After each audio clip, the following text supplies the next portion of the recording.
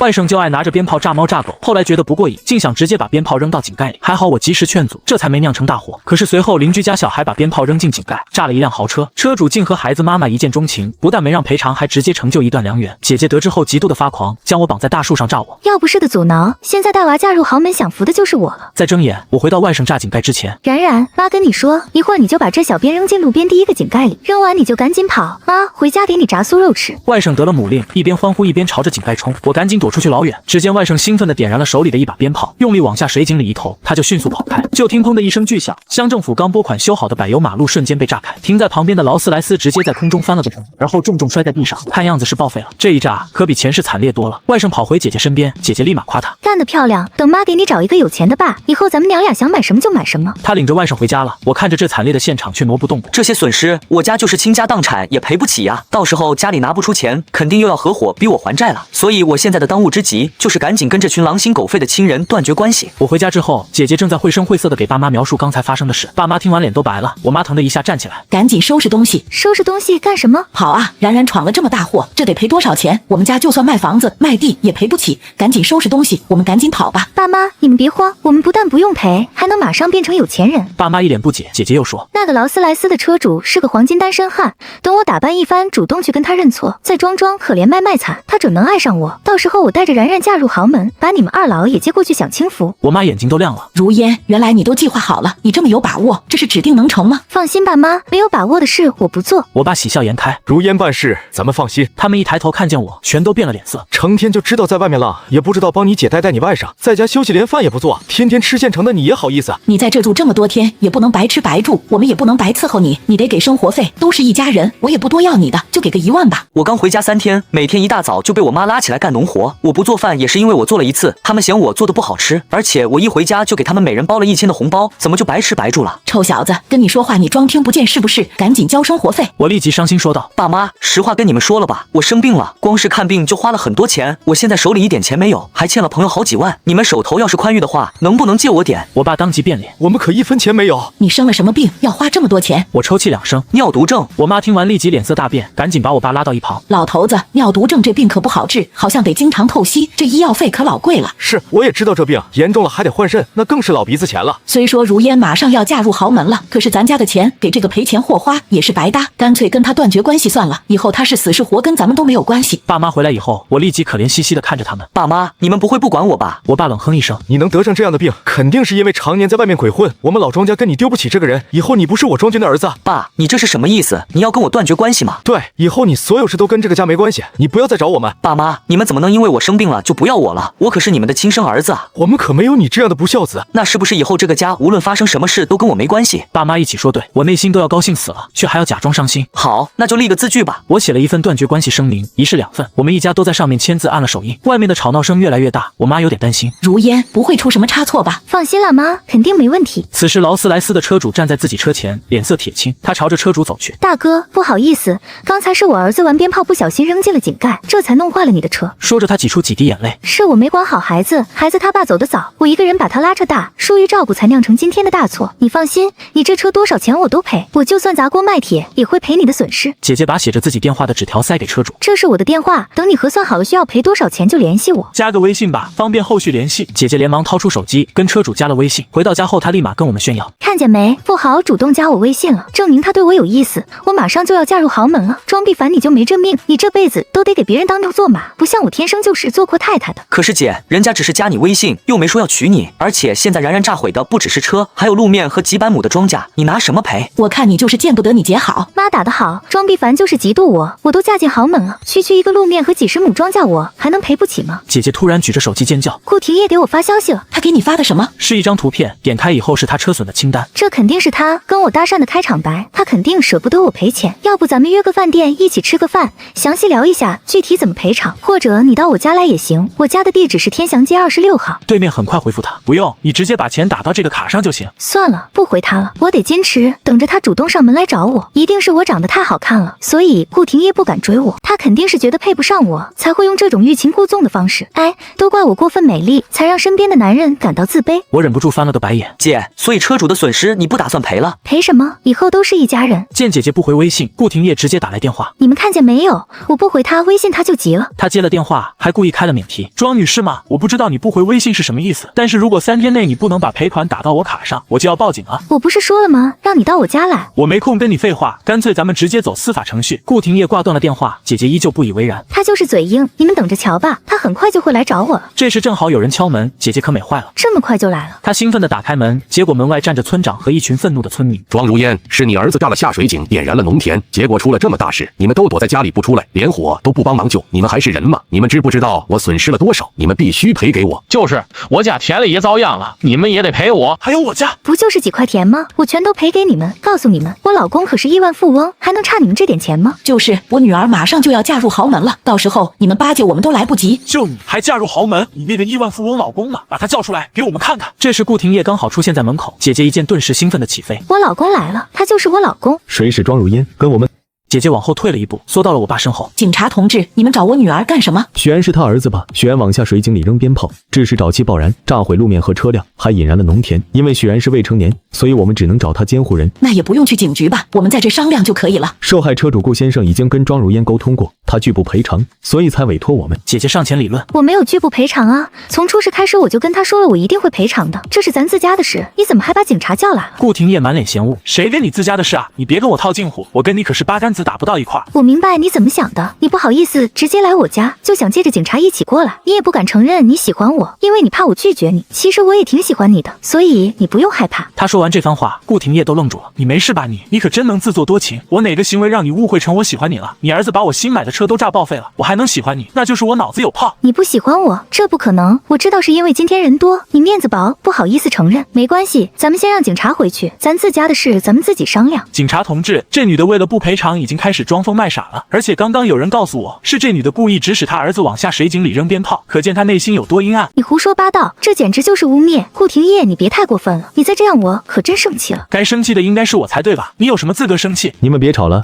有什么事回警局再说。说着警察就要带走姐姐，我妈赶紧上前拦着。不行，你们不能带走她，我姑娘又没犯罪，你们凭什么带她去警局啊？现在是有证人指控说庄如烟指使许然故意往下水井里扔鞭炮，这就已经构成危害公共安全罪了。你现在阻拦我们带她去警局，就是妨碍公务罪，我们可以依法拘留你。旁边村民嘀咕：我说庄大妈，你说的有钱女婿不会就是这位受害车主吧？人家什么时候说要娶你女儿了？你外孙把人家车炸毁了，人家还能拒你这二婚带熊孩子的闺女？那这人脑袋的多大啊？你们也太能异想天开了，差点就被你们忽悠了。就是啊，我看是这一家人拿不出赔偿，想钱想疯了，竟然想把自己家嫁不出去，还带个拖油瓶的大女儿强塞给人家，人家又不是傻子，凭什么要你家这二手货呀？他们你一言我一语的，把爸妈和姐姐都说破防了。你们说话也太难听了，我家如烟这么漂亮，怎么就没人要了？我家如烟没选你们，你们就极度故意诋毁她。姐姐张牙舞爪的。你们都给我闭嘴！你们懂什么？顾廷烨就喜欢我这种带个孩子无依无靠的寡妇，他就好我这口。这次事故就是老天在给我们牵线，我们肯定会结婚的。顾廷烨听不下去了，他大喊一声：你才应该住口，别在那痴心妄想了，我是不可能娶你的，你这样的泼妇，就算我眼睛瞎了也不可能看得上。所有的人都安静了，姐姐也傻了。不可能啊，不应该是这样的，上辈子你明明一眼就相中了李月那个贱人，我比她漂亮多了，你怎么可能看上她却看不上我？李月是我的初恋，我这次来你们村就是特意来找她的，谁知道我刚把车停好就被你家的熊孩子给炸了。李月是你初恋，所以你是知道她现在一个人，特意来找她复合的。对，得知这一真相，姐姐彻底崩溃，她冲过去说道：你为什么不早说李月是你初恋？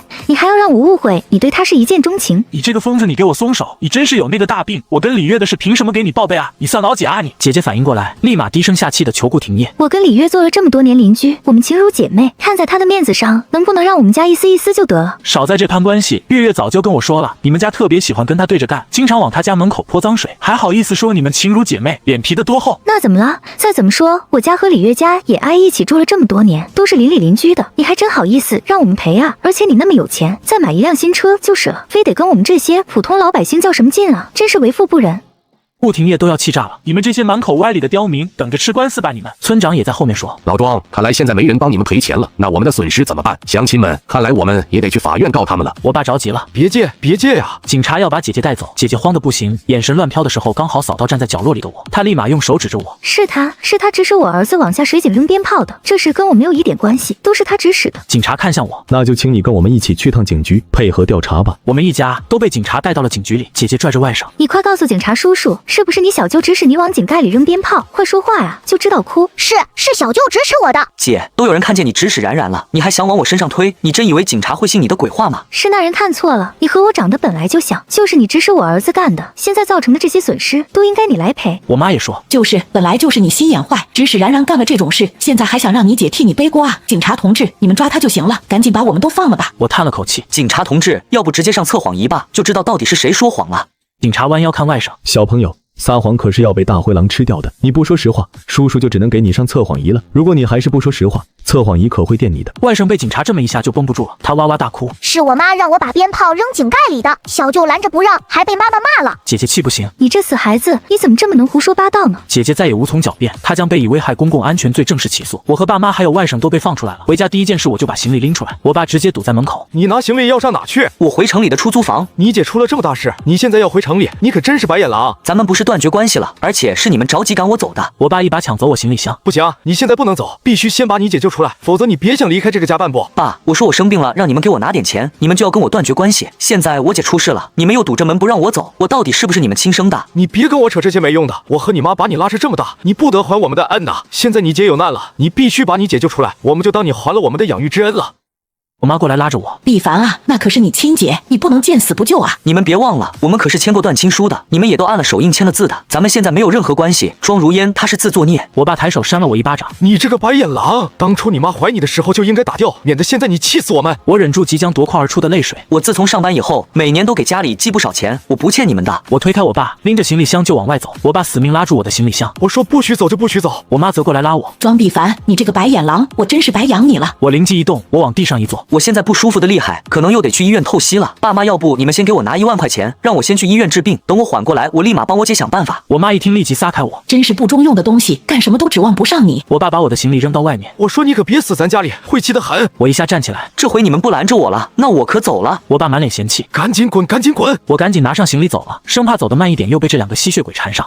我走以后，爸妈立即动用了自己的所有关系，希望能把我姐从局子里捞出来。可我姐已经构成刑事犯罪了，所以无论我爸妈托多少关系都无济于事。这天下班回来，我看见爸妈竟然坐在我的出租屋门口，还带着外甥，他们竟然找到城里来了。我这才恍然想起，我原来让他们给我寄过东西，告诉过他们我在城里的地址。爸妈，你们怎么来了？我妈可怜兮兮地看着我：“毕凡啊，我们实在没地方可去了，家里的房子和地都卖了，我们没有地方住，只能来投奔你了。”我刚把门打开，爸妈就带着外甥一个箭步冲了进去，生怕我不让他们进。我一进屋就开始收拾东西。我妈问我：“你收拾东西干什么？这房子这么小，哪住得下这么多人？我收拾东西去公司住。”我妈拉住我：“毕凡啊，你不会不管我们了吧？妈知道之前对不住你，是妈不对，咱们毕竟是血脉相连的一家人，妈养你这么大也不容易，你可不能不管妈。”“你还想让我怎么管你？我房子都给你了，想要钱肯定是没有，我自己还欠一屁股债呢。”我妈把外甥叫过来：“妈不要钱，妈就是想让你照顾照顾冉冉，你姐肯定是要坐牢了，冉冉没爸没妈，一个人太可怜了。她不还有姥姥姥爷呢？你们不是把她照顾得挺好？而且我现在自顾不暇，怎么照顾她啊？”这时候有人哐哐敲门，我妈吓了一跳：“谁呀，这么没礼貌！”我去把门打开，立即冲进来2个男人，他们凶神恶煞的，一进来就指着我：“庄毕凡，你欠我们的8万块钱什么时候还？”“大哥，我现在手里真没钱。”他们看见我身后的爸妈，立即用棍子指着他们：“这2个老东西是谁？”“他们是我爸妈，他们也没钱。他们活这么大岁数了，能1分钱没有？既然你还不上我们，就你爸妈替你还吧。”爸妈吓得缩在一起。我爸壮着胆子说：“我们没有钱，而且我们早就跟庄毕凡断绝关系了，你们别找我们。”“断绝关系了，为什么你们还住在一起？”我赶紧说：“我这不正打算搬出去呢。2位大哥，你们再宽限几天，这钱我肯定会还的。”“行吧，我最后给你半个月时间，还不上钱就用命抵。”“我一定还，我一定还。”男人走了以后，爸妈还惊魂未定。爸妈，你们也看见了，追债的人随时都会来找我，我就算想照顾冉冉，你们放心让他跟着我妈。这房子你们先安心住着，近期那些人应该不会再来了，你们也别到公司找我，万一让他们知道你们还和我有关系，也会去你们那逼债的。爸妈已经被要债的吓怕了，连连点头表示不会再找我。我提着行李出来以后，给我的好哥们打了个电话。刚才演的不错啊，一会儿请你们吃饭。我身体健康的很，也没欠任何人钱。当我回家看到爸妈坐在门口的时候，我就立即给我的好朋友发了微信，让他们过来帮我演了这出戏。本以为这样就可以甩掉这些吸血鬼，谁知道第二天，村长竟然带着村民找到了我工作的公司。庄必凡，我们的损失你什么时候赔偿我们？对啊，你赶紧赔偿我们，我们一年的收入都指着那点地呢，现在全被你家许让毁了，我们来年吃什么喝什么？我迫使自己保持冷静。村长，各位叔叔伯伯，你们要赔偿，应该去找我姐，找我爸妈啊，这事跟我又没关系，我凭什么替他们赔钱？你爸妈说了，让我们就来找你，所有的损失都由你来赔。我从包里拿出我们断绝关系的证明书。我早就已经和家里人断绝关系了，他们的事跟我没有任何关系。村长说，你这断绝书在法律上根本没有任何效力，法律根本不承认这种东西。村长，你还懂法呢？那你应该知道，许然的监护人只有我姐，她闯的祸我可没有责任承担。你们要不直接去法院告我吧，法院判我怎么赔我就怎么赔。村长和村民们都怒了，纷纷指责我逃避责任。我抱着手听他们喷，反正这钱我是不可能赔一点的。村长高喊，你们领导呢？把你们领导叫出来，你们单位有这样的员工，领导不管吗？村长，就算你把我工作做没了，我换一个工作就是，但你一直要这样赖着我，我就只能把你发到网上去，让网友们评评理了。你这个死孩子，我替你爸妈好好教训教训你。他冲过来要打我，突然有个人把我拽到身后。他得赔你们多少钱？我给。我抬头一看，这不是初中坐我后桌总喜欢拽我头发顾嫣然吗？你给？你是他什么人？你别管我是他什么人，你们只管报账，拿了钱赶紧走人就是。这些人狐疑的报了账，给了卡号，随后还真收到了钱。我着急了，你干嘛替我赔他们？这本来也不应该我来赔。这些钱你不用还我，我只是不忍心看这些村民辛苦一年的成果全赔进去，而且我也不想他们再骚扰你。这些钱对我来说不算什么，你不用有心理负担。我挺生气，你是不是他们找来的托啊？想把债务换种方式转移到我身上？我告诉你，我可不会还你这些钱的。我说了不要你还钱，不要我还钱。我现在真是满脑子问号。顾廷烨突然出现在他身边，原来这就是你念念不忘、暗恋了10年的男孩啊！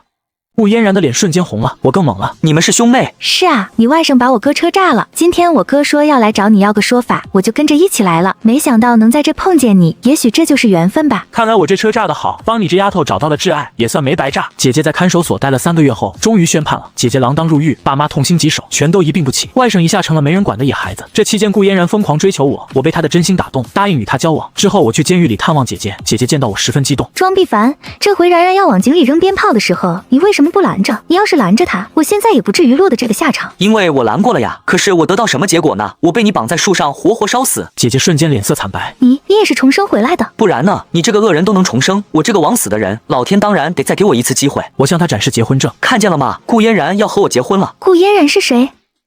顾嫣然就是顾廷烨的亲妹妹，你2辈子都想攀上的亿万富翁家庭，我得到了，这还得感谢你。要不是你指使然然炸了顾廷烨的车，又让顾廷烨来找我追责，我和顾嫣然也不会重逢。姐姐，你可是我和顾嫣然的红娘，我现在能进豪门，多亏了你。姐姐彻底疯魔。凭什么你能这么轻易就得到，而我到头来什么都没有？也许这就是命吧。对了，爸妈最近都病倒了，估计也没多少时日了。然然还小，我准备把她送到孤儿院去。不行，你不能把我儿子送到孤儿院，这可由不得你。我离开监狱没几天，姐姐就死在里面了。我去医院探望了病重的爸妈。你个白眼狼，你还知道来阿你？我姐死了，是自杀的。我妈嚎啕大哭，都怪你，要不是你这个扫把星，我们家也不可能家破人亡。我爸着急的想说点什么，却一个字都说不出来。很快他的心率就变成了一条直线，我爸也没了。我妈彻底傻眼，她叫着我爸的名字哭得撕心裂肺，完全顾不上我了。我把许然带走，送到了外市的孤儿院。后来我和顾嫣然在马尔代夫举行了盛大的婚礼，我一个亲戚都没请，只邀请了我的发小和工作后结识的几个好朋友。从此我过上了豪门的生活，前世那些痛苦和不愉快仿佛只是一场梦，未来一定会更好。